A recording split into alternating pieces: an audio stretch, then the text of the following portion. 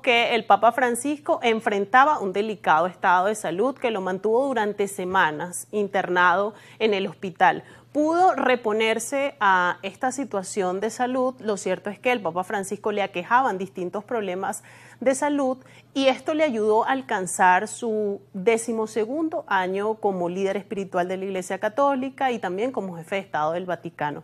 Sin embargo, llegó un momento en que su salud se volvió tan frágil que falleció a los 88 años. Ha sido la noticia mundial y noticia que además a lo largo de toda esta cobertura que ha hecho Globovisión hemos tratado de desmenuzar, de llevarles a ustedes análisis completos para entender lo que fue la influencia de Francisco en la Iglesia Católica, el legado que deja y puntualmente cuáles fueron las transformaciones más importantes que Francisco emprendió en la Iglesia Católica. Entonces vamos a nosotros también a hacer este análisis con un invitado de la casa. Él es Dylan Pereira, ustedes lo conocen muy bien. Él es analista internacional y se conecta con nosotros además desde un lugar que es emblemático, está en Jerusalén, Dylan, y justamente te conectas con nosotros, toca analizar esta noticia desde ese lugar sagrado, ¿no? Que las cosas de la vida, para hablar sobre el legado de Francisco, para hablar de lo transformador que fue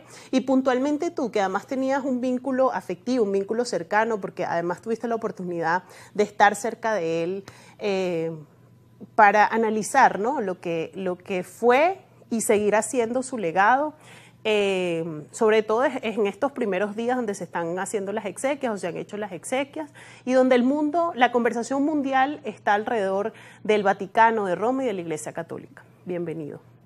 Así es, Natasha, muchísimas gracias por la invitación. Es un gran privilegio poder participar en este programa en memoria de Su Santidad Papa Francisco. Como has mencionado, tuvimos el gran privilegio de poder coincidir con él en un par de oportunidades, en una audiencia en el Aula Pablo VI y posteriormente en San Juan de Letrán, dentro de lo que significó el año sinodal y nos unía un gran compromiso con la justicia social y esta ambición por construir un mundo más fraterno. De hecho, sus encíclicas Fratelli Tutti plantea precisamente este diálogo interreligioso, que es uno de sus grandes hitos. Mencionabas que el Papa Francisco es, sin lugar a dudas, un personaje histórico de grandes hitos. El primer Papa latinoamericano, el primer Papa jesuita, el primer Papa ecologista, ya que colocó al medio ambiente en la cima de sus prioridades como pontífice. Y hoy, pues, más de 1.400 millones de católicos en el mundo entero lloramos su pérdida, lamentamos su partida de este terreno. Pero también ha sido una conmoción para diferentes jefes de Estado que se espera pues participen de las exequias, más de 100 jefes de Estado, y nos hace pues también la oportunidad de reflexionar su gran legado y como comentábamos, el diálogo interreligioso es uno de ellos precisamente. No solamente países católicos, sino también países budistas, musulmanes, teniendo además un gran trabajo con iglesias dentro del cristianismo como los ortodoxos, con quien llegó a acuerdos históricos con diversos patriarcas, pero también una búsqueda por la unidad y evitar nuevos cismas dentro de la Iglesia Católica. Esto también, Dylan, se ha visto reflejado en la cantidad de cardenales que designó.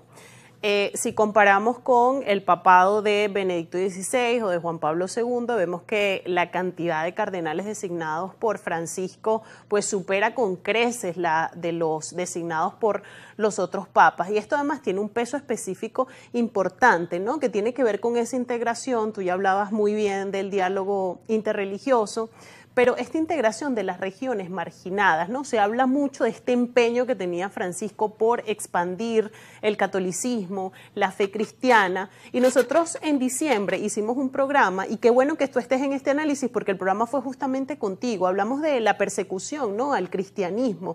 Entonces, ¿qué tanto o hasta qué punto entendía Francisco esto, sobre todo de cara al futuro de la Iglesia Católica, con la intención de proteger y de amparar a los fieles?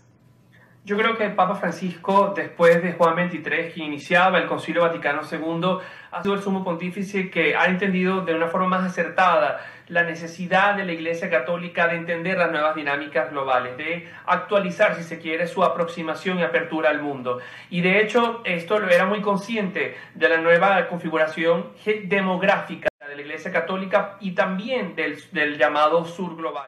De hecho, fue un gran privilegio para nosotros como latinoamericanos que Francisco Argentino se convirtiera en el primer sumo pontífice de esta región, pero representando además el continente con mayor cantidad de católicos. 48% de los católicos del mundo están en América Latina.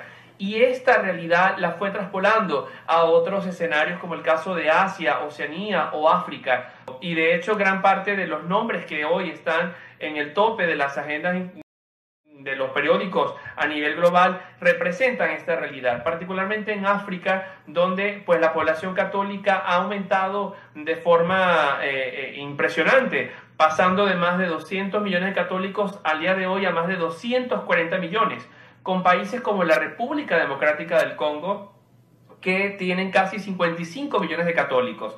Y esto también se refleja en el espíritu permanente de Papa Francisco por dos de sus grandes pasiones o valores, pilares de su acción exterior e interna, como era el diálogo y la reconciliación.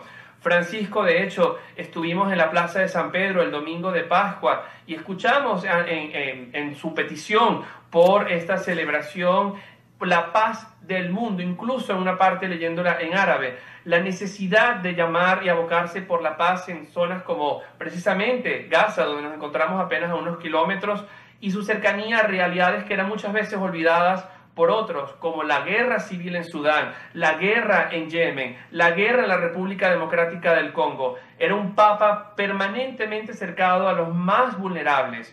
Y este espíritu de justicia social la vemos reflejado en su obra exterior, pero también en su obra intelectual, que además es de una gran riqueza intelectual. Ciertamente, Dylan, un incansable en esta labor de ejecutar, ¿no?, cada una de estas transformaciones que tenía pensada, que logró hacerlo a pesar de la oposición que tuvo quizás del ala más doctrinal, más conservadora de la Iglesia Católica. Vamos a hacer una pausa, Dylan, en esta conversación, en este análisis interesantísimo que yo estoy segura que nuestra audiencia está disfrutando mucho.